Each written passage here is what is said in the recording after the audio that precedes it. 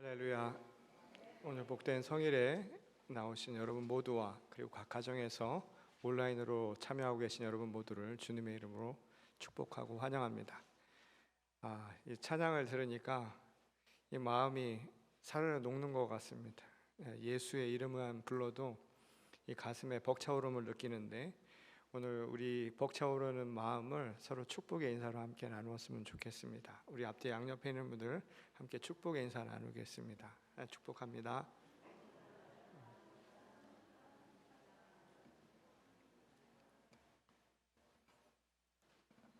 자, 우리 함께 마음을 모아 기도하시겠습니다.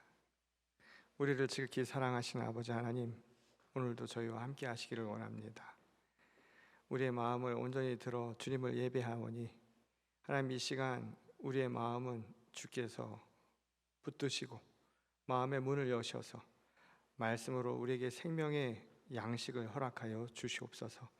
오늘 이 시간 세상을 살아가면서 온갖 삶의 무게를 안고 온 주님의 영혼들마다 이 시간 그 무게가 낮아지게 하시고 모든 것은 거두어 주시고 오직 우리 마음 가운데 하늘의 은총과 자비로만 채워지게 하여 주시옵소서. 주께서 이 예배를 통하여 오늘 말씀 가운데 함께 저희에게 허락해 주시기를 간절히 소원하오며 살아계신 우리 주 예수 그리스도의 이름으로 감사하며 기도드렸습니다. 아멘. 우리가 살고 있는 이 세계 초강대국인 이 미국 사회에서 여전히 가장 골칫거리 가운데 하나로 남아 있는 것이 바로 인종차별에 의한 이 갈등 문제입니다. 하지만 환경적 조건의 이 결과인 피부색을 가지고 인종을 구별하는 것은 사실상 미국의 노예 제도가 시작되면서 이 백인 우월주의에 의해 만들어진 이 산물이라고 해도 과언이 아니죠. 그때까지만 해도 흑인들은 말할 것도 없고 이 백인들조차 스스로를 백인이라고 생각한 적이 없었기 때문입니다. 실제로 18세기 말 미국의 이민은 이탈리아계나 또는 아일랜드계 이민자들은 피부색과 상관없이 백인으로 취급받지 못했죠. 이미 정착한 영국계 백인들로부터 하얀 검둥이라고 하는 명칭을 받을 만큼 아주 호되게 취급을 받곤 했었습니다. 사실 유럽의 백인들이 다른 대륙의 사람들과 피부색이 다르다는 것을 인식하게 된 것은 이 15세기 대항해 시대에 이르러서였습니다. 그러나 이때만 해도 중동 지역의 아랍인이나 페르시아계와 구별하기 위한 정도로 피부색을 논했을 뿐이지 인종 개념으로까지 이어지지는 않았죠. 본격적으로 피부색을 차별의 기준으로 삼기 시작한 것은 아프리카계 이 노예들이 미국에 들어온 바로 그 이후부터였다고 합니다. 처음에는 노예로 잡혀온 아프리카 흑인들과 이 가난한 이주 노동자들인 백인들의 차이가 이 농장주의 눈에는 크게 차이가 없었다고 하죠. 함께 농장에서 일하며 지내는 노동자 취급을 받기에는 이 농장주의 입장에서는 똑같았기 때문입니다. 그러다 점차 노예 무역이 활성화되면서 이 아프리카에서 건너온 흑인 노예들의 인구가 급증하기 시작을 하지요. 그러면서 사회적인 문제가 되기 시작합니다. 17세기 중반이 지날 무렵에는 어떤 지역에서는 흑인의 인구가 그 지역의 절반 이상을 차지할 만큼 아주 인구수가 급증하게 된 것이었습니다. 그러다 보니 영국에서 건너온 초기 정착민들은 이 두려움과 염려를 갖기 시작을 하죠. 게다가 17세기 후반 무렵부터는 흑백의 노동자들이 힘을 합해서 농장주에게 맞서는 저항, 이런 일들이 곳곳에서 일어나곤 했습니다. 이에 위기를 느낀 영국 정착민들은 유럽 출신 노동자들의 신분을 흑인들보다 격상을 시키죠. 그리고 그 사이를 갈라놓는 정책을 쓰게 됩니다. 그래서 나온 것이 바로 흑백 차별법입니다. 그때 흑인들과 유럽 노동자들을 구별하기 위해 이 피부색을 앞세워 만든 개념이 백인과 흑인이라는 새로운 인종 집단이라는 거예요. 그리고 백인 우월주의를 통해서 본격적으로 인종 차별을 정당화하는 그런 주장을 펴나가기 시작하죠. 그래서 오늘날의 뿌리 깊은 인종차별이 남게 된 것입니다. 지금 여러분 보이는 이 그림은, 이 왼쪽에 있는 사람은 남자일까요? 여자일까요? 여자입니다. 이 사람은 19세기 페르시아계 제국의 공주입니다. 저 공주가 당시 150여 명이 넘는 남성들로부터 청혼을 받았다고 하죠. 오늘날의 미적 개념과는 상당히 다르죠. 물론 여전히 저런 미를 추구하는 분이 계실지 모르겠지만 이 당시의 미의 기준은 저랬다는 거예요. 그리고 그것이 당시 사람들의 생각입니다. 이 또 다른 그림은 밀로의 비너스 상이죠.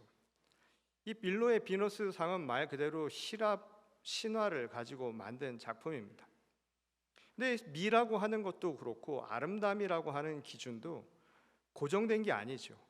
시대와 그리고 지역에 따라 다 다릅니다. 오늘날과 같은 미 개념은 말 그대로 오늘날에 해당되는 우리의 이야기일 뿐이라는 거예요. 근데 문제는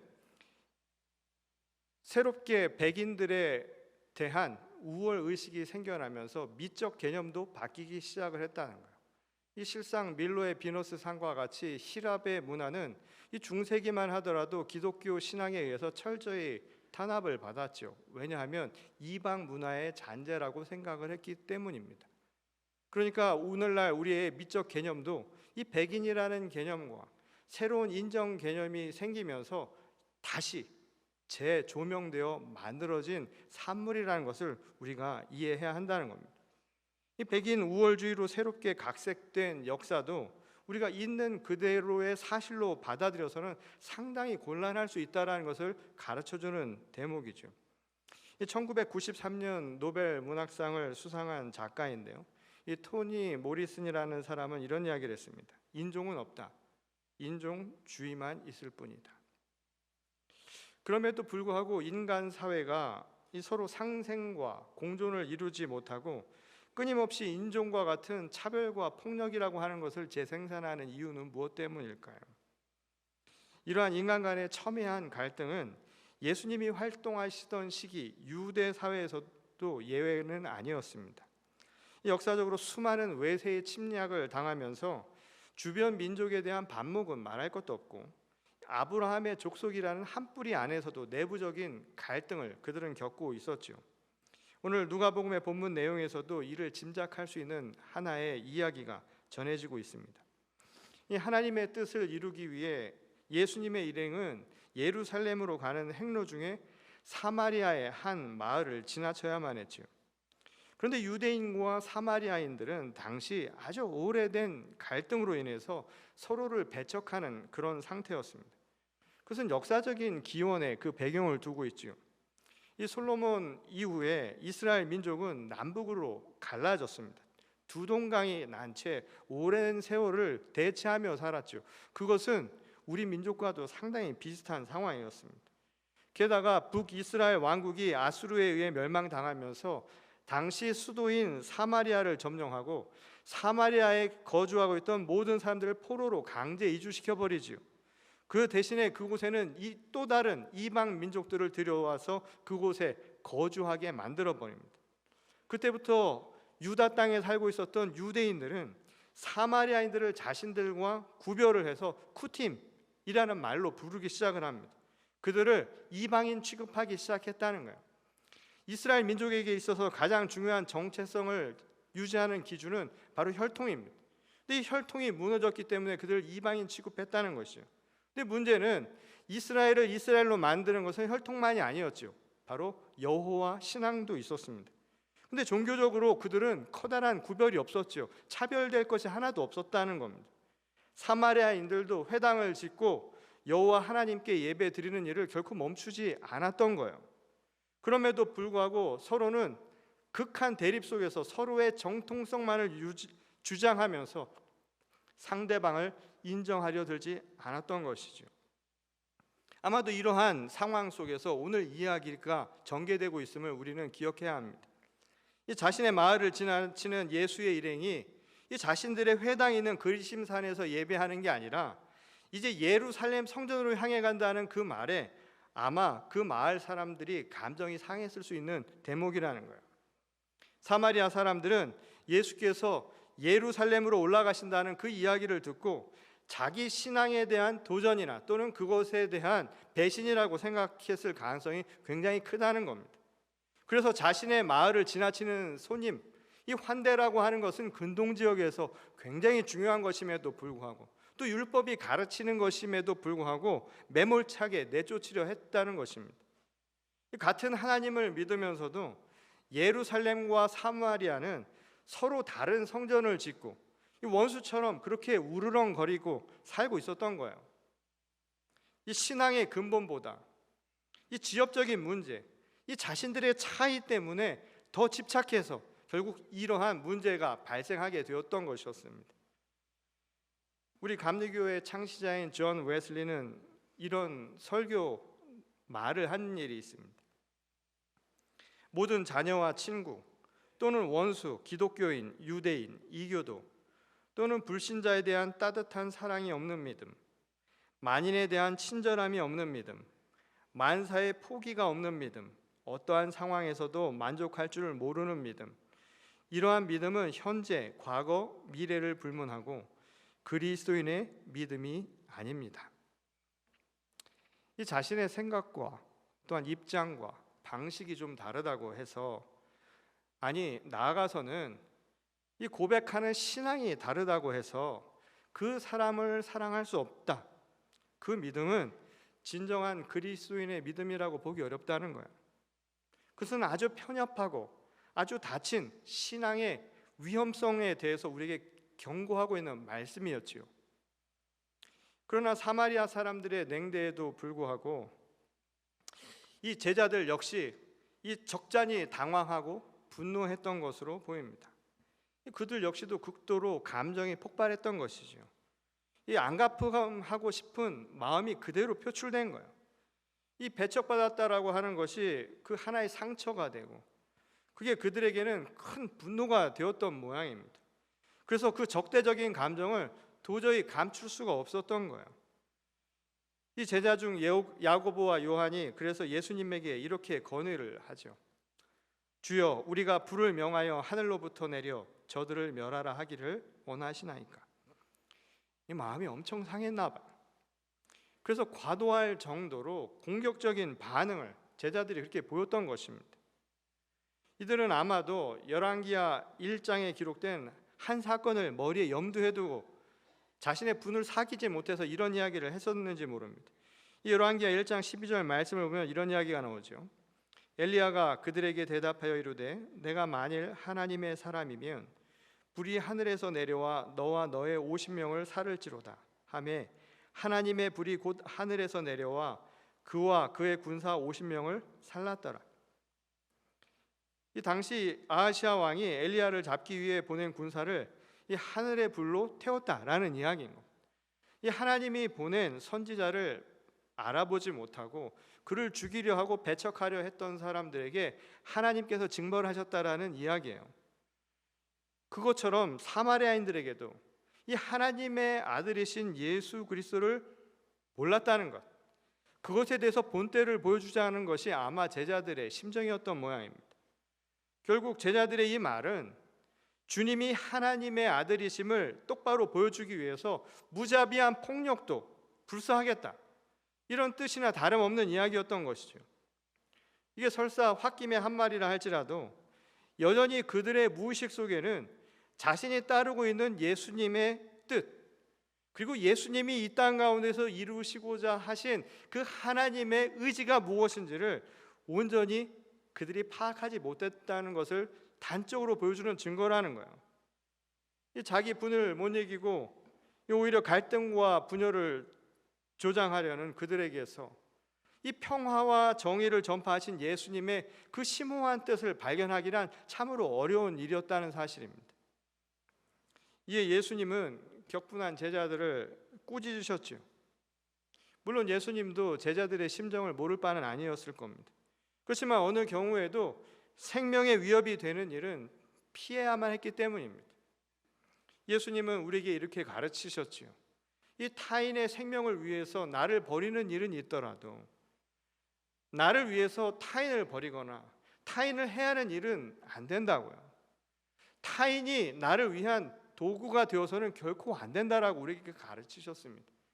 그래서 내가 한 뺨을 맞으면 다른 뺨을 내놓고, 한 사람이 50리를 가자 하면 그 이상을 가려고 하는 마음을 가지라고 하는 게 예수님의 가르치심이었죠. 보복과 응징이 아니라 함께 사랑하고 또 그들을 용서하는 마음을 가지라는 것이 바로 기독교의 가장 중요한 가르침이었던 겁니다. 이 마태복음 5장 44절을 보면 예수께서 이런 말씀을 하셨습니다. 나는 너희에게 이르노니 너희 원수를 사랑하며 너희를 박해하는 자를 위하여 기도하라. 그들에게 응징하고 분내고 화를 낼 것이 아니라 오히려 그들을 위하여 기도하는 것, 이게 기독교 신앙의 핵심이라는 거예요. 내 마음에 안 든다고, 나를 불편하게 한다고, 나에게 조금이라도 해를 끼치는 것 같다고, 내게 이익이 되지 않는다고, 심지어는 나와 관심이 없다고 남에게 해를 끼치려 하는 것, 그것은 결코 예수님의 가르침이 아니라는 겁니다. 오히려 그들을 위해서 기도하는 것, 그게 신앙인의 마음이라는 거예요. 신학자인 칼 바르트도 이런 말을 했지요. 기도 중에 두 손을 모으는 것은 세상의 무질서에 맞서 일종의 반격을 시도하는 것이다. 여러분, 기도가 기독교인의 가장 큰 무기라는 거예요. 오늘 우리가 맞서 싸우는 것은 다른 게 아니라 기도입니다. 사랑보다 큰 힘은 없다는 거예요. 함께 하나님 앞에 용서를 구하면서 하나님 앞에 타인을 위해서 기도하는 것, 나를 사랑하고 나를 좋아하는 자들만이 아니라 나를 미워하고 나에게 해가 되는 사람을 위해서, 그들을 위해서조차 기도할 수 있는 것, 그게 바로 우리에게 주신 하나님의 가장 큰 무기라고 가르쳐 주신 것이죠. 예수님은 그렇게 자신들을 냉대하는 사마리아 사람들을 결코 응징하지 않으셨죠. 제자들을 말리셨습니다. 오히려 그들을 불쌍히 여기셨을 거예요. 용서의 마음으로 그들을 품어 안으셨을 겁니다.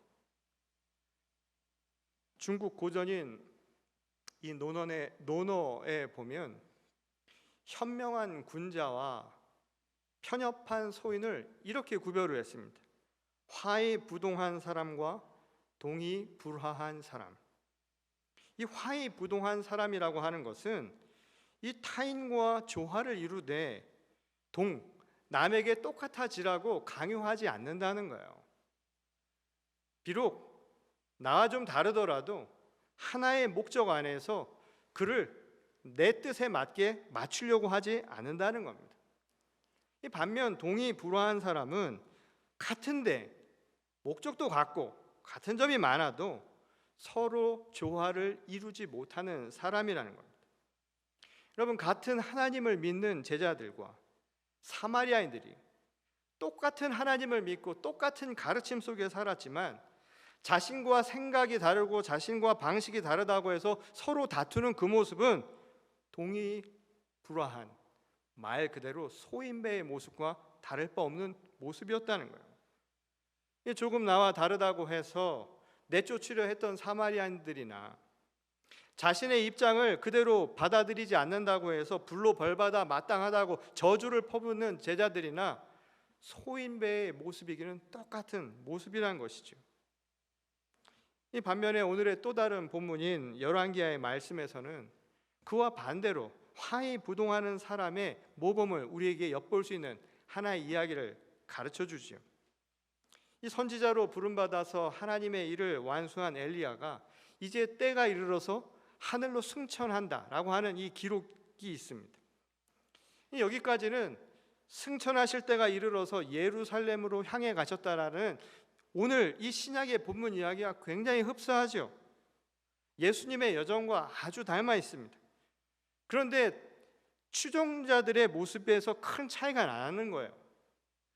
예수님의 뜻을 제대로 따르지 못한, 이해하지 못한 제자들과 달리 엘리사라고 하는 이 사람은 끝까지 자기 스승을 떠나지 않겠노라, 그렇게 그에게 다짐을 하지요.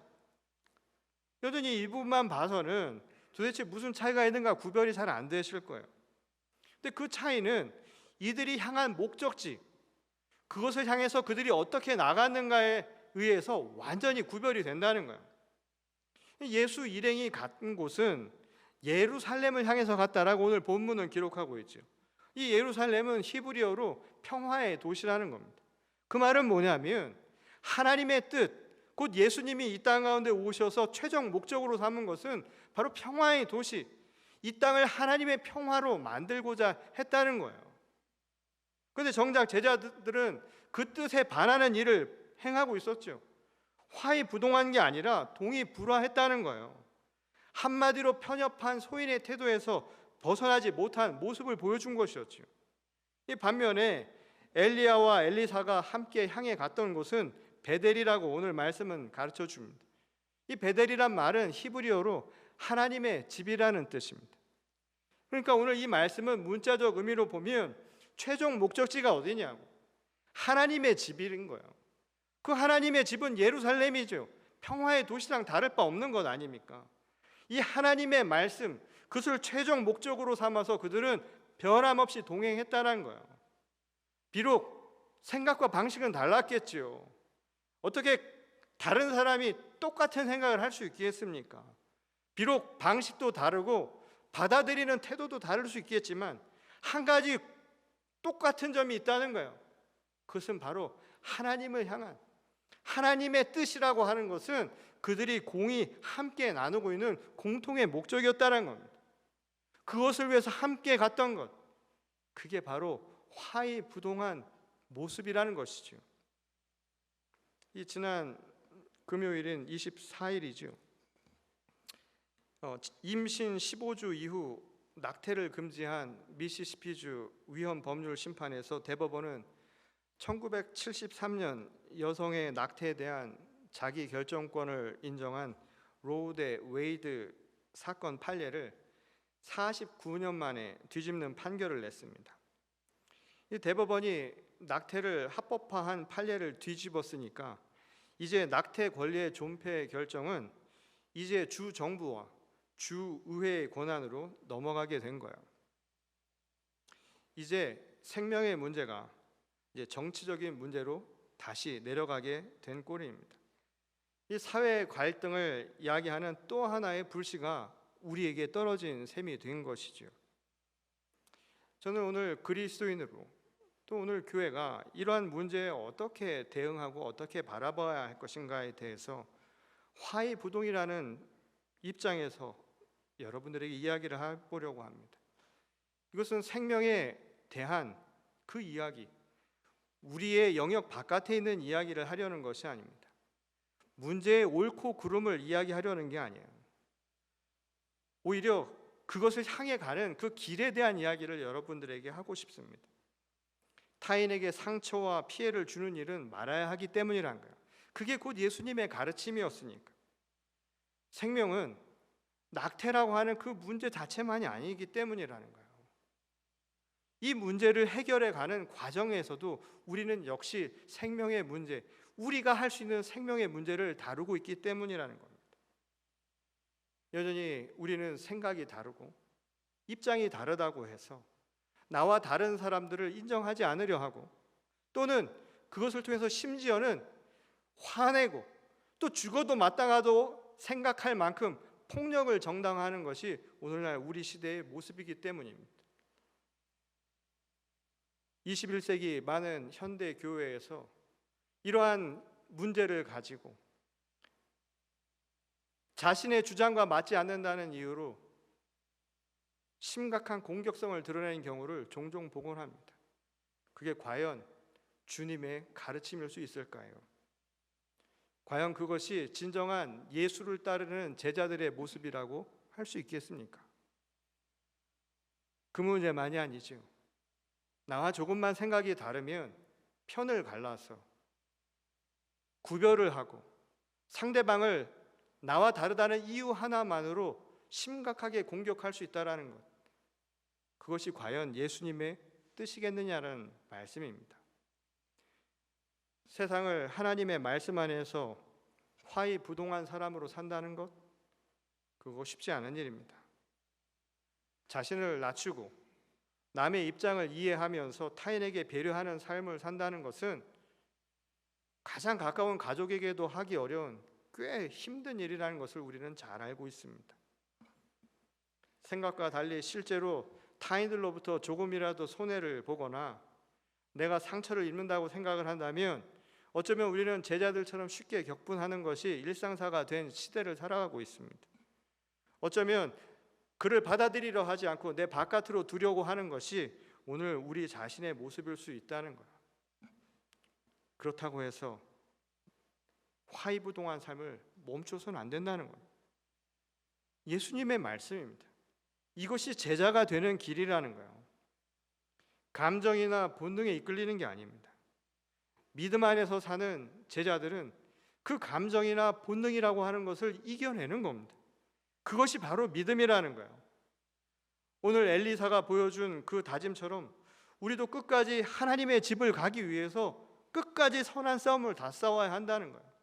예루살렘을 향해 가기 위해서, 이 땅을 평화의 도시로 만들기 위해서 우리는 끝까지 선한 싸움을 다 싸워야 한다는 것입니다.